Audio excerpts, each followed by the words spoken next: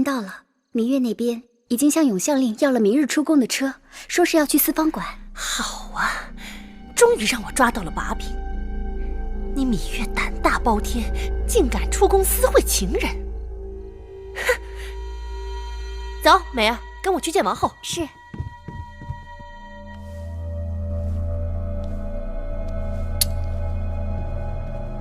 王后，孟昭氏来了。她来干什么？那奴婢回了她。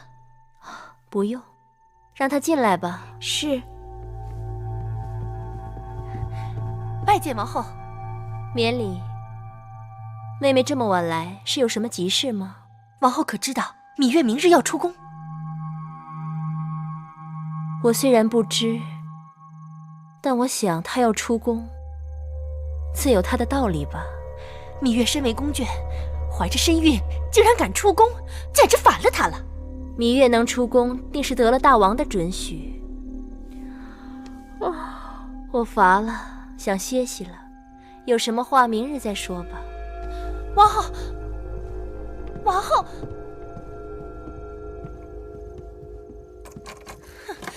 走。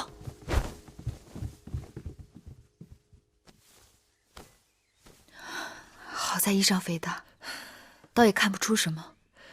到那种男人成堆的地方去，还要见一个死而复生的人，我这心还没出门就开始跳得厉害。姑姑不用担心，一切有月儿担当。走吧。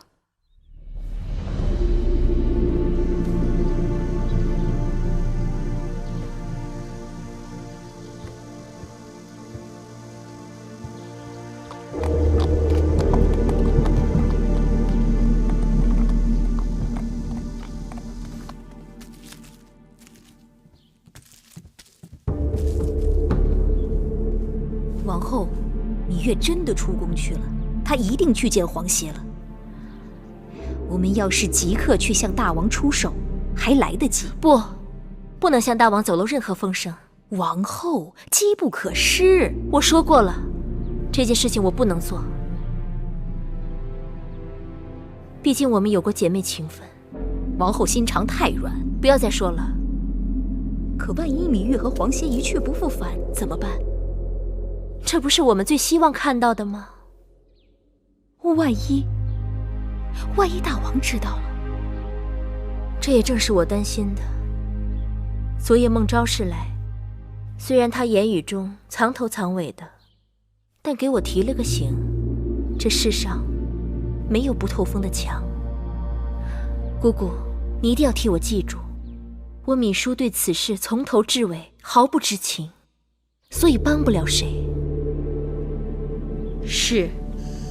大道为根，自然为武，天地为师，天性为尊，无为本。你们道德家所谓的情绪无为、清净自守、依附而事、心静不为，实际上就是求于无用，居于下构，消极避世，其实就是无用。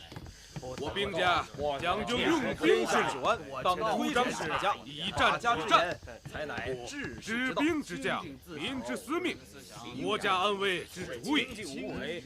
家事孟子曰：“何以乐民之乐？民亦乐其乐。忧民之忧者，民亦忧其忧。乐以天下，忧以天下。然而不忘者，谓之有也。一家才是治国之本。道德家所教，实属于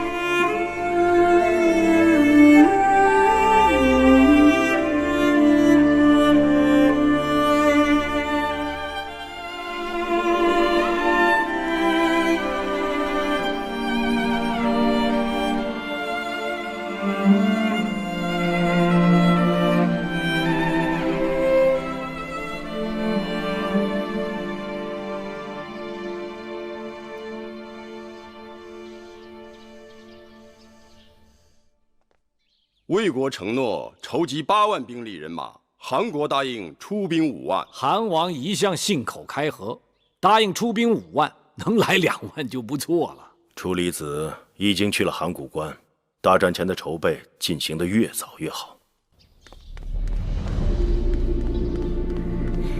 夫人，这是？麻烦大监帮我通报，我要见大王。大王正在和众臣商议国事，臣妾可是有要事要禀报，要是耽搁了，恐怕大监也担不起干系。这可不好办。大监，我真的有要事要禀报，大监请您行行好吧？啊，夫人，我已经告诉你了，大王正在商议国事。10万火急，要是晚了就来不及了。不行，夫人，还是请回吧。我有要事要见大王，我有急事要见大王，我要见大王，让我见大王。谁在外面喧哗？回大王，是孟昭氏，说是有要紧事向大王禀报。让他进来。是。大王，臣等告退。都别走。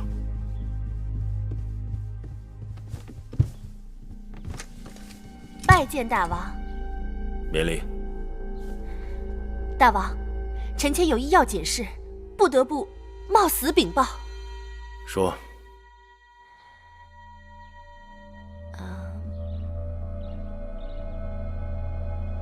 说呀。芈八子她今日出宫了。今日是15，四方馆辩论之日，寡人准许她出宫的。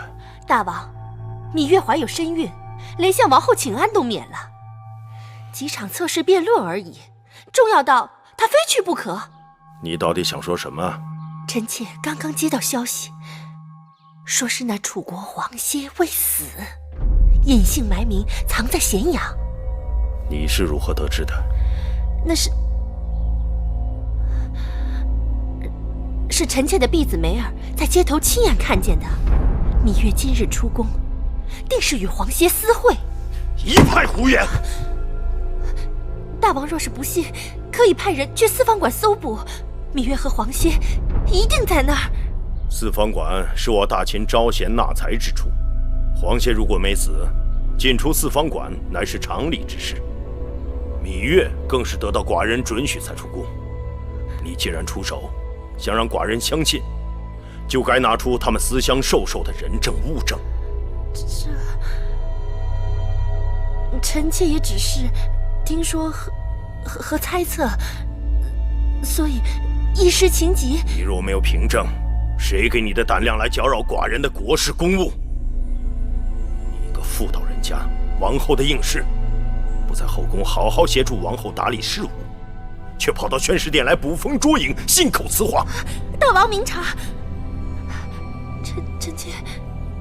臣妾虽然是道听途说，但是一片真心维护宫规和大王的。寡人如此不堪，竟要靠你来维护。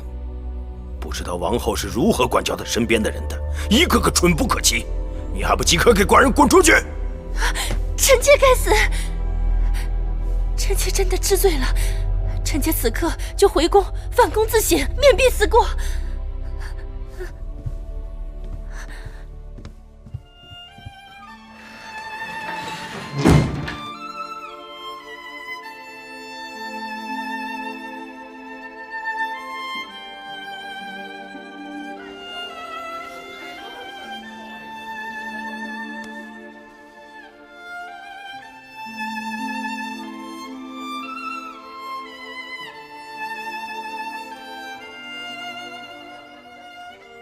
你这般黑手憔悴，一定吃了很多苦。只要能见到你，种种的周折都不算苦。我亲眼见到你与那一群人拼命坠入悬崖，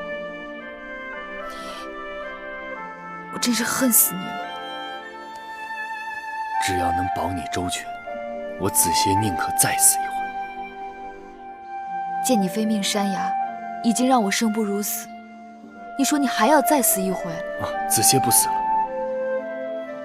子歇舍不下月儿。说来说去，是月儿辜负了子歇。不，怪我来迟。你死而复生，我为你高兴。如今世上的人都以为我死了。不，你一直在我心里。